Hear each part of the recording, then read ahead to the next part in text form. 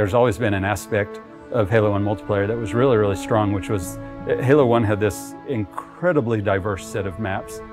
It really was this incredibly focused experience. It had this beautiful simplicity. It's not often that a game just addicts me like that, where I have to keep playing it. It was amazing to me just to see how our entire art team would just go down for entire evenings at a time, right? Just from 4 o'clock till 10 o'clock to just play Halo multiplayer.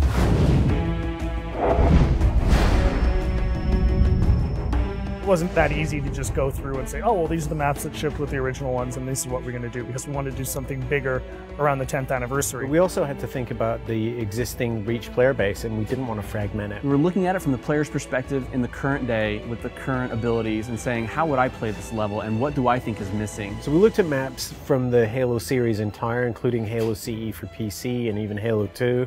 And we thought, which of the maps are people's favorites that work well with the Reach engine and work well with modern kind of gameplay?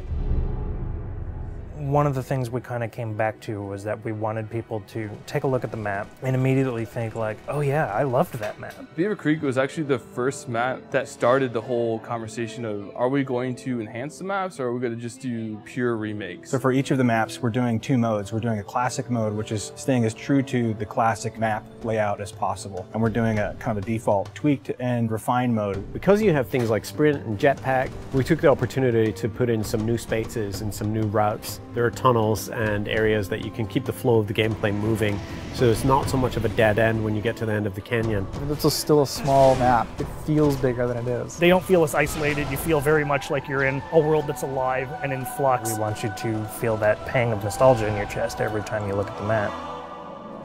We chose Timberland because it was kind of an unsung classic. Probably one of the best vehicle maps. I spent a lot of time in custom servers on Halo PC just playing Team Slayer on it. The map itself is actually 20% smaller than what it used to be. On the art side, we've added a lot more tree cover. There's a big canopy of trees which kind of envelop the play space more. I'd like to think of this as Central Park, New York City. Here's this beautiful landscape, but right on the edge of a city all around them. There's so many tight turns that there are lots of places for you to get hung up on and grenaded. Just fun stuff happens. What other FPS do you get to put colorful flowers and green grass on your map?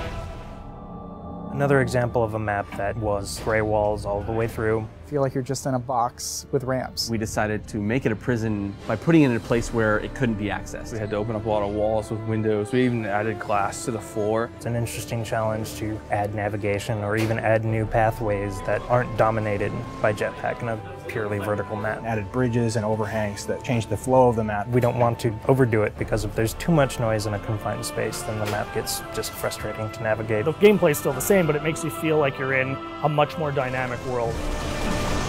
Damnation is a good example of really pretty much purple walls, and that's what represented the Covenant theme. We kind of left it to certain affinity to think about, like, well, can they give this map a context? And I think they started by looking in the room with the waterfalls. We really wanted to give people a sense that they were in this water processing plant or this facility that had to deal with these natural elements. The bottom area at the base of the waterfall, there used to be spaces in between them, so you had to jump from the 3 spaces that extended out. Now that's just a single walkway. You didn't realize the first time you played it in the original, but now there's all these ledges and different opportunities to get around your opponent and flank them that weren't there before. I think with our additions, so you don't accidentally fall to your death all the time, and also the jetpack, that map has really changed a lot, just the general flow, and it's a lot of fun to play.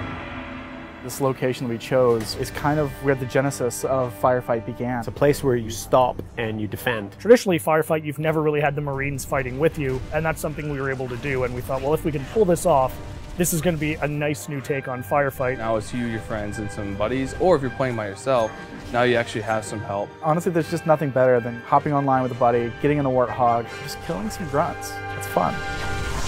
Normally with a title update, what happens is you download the title update and your world has changed forever. So we couldn't really give them the existing Halo CE gameplay with an online component. This was the next best thing. A lot of the fun of Halo 1 is being able to use the Magnum again, and we wanted to allow you to use that in multiplayer. We're able to replicate the look and feel of the Halo 1 pistol with the standard pistol from Reach. 3 headshots, anywhere on the map, you're going to take an enemy down. We've made sure that we can implement these changes on a game type level, which means we can have a version of Slayer that is exactly as it's always been, and a version of Slayer with our title update changes. We're going to be releasing beta hoppers before the launch of Halo Anniversary, and we're going to utilize all the feedback we get from the millions of players that participate to help ultimately shape this title update.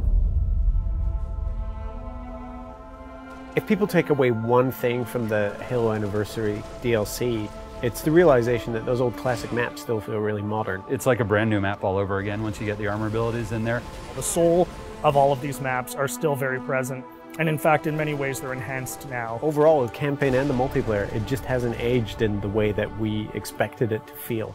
And when I switch to classic mode in campaign, or when I play Beaver Creek in multiplayer, it feels new, and it still feels nostalgic, and it's a strange mixture of feelings.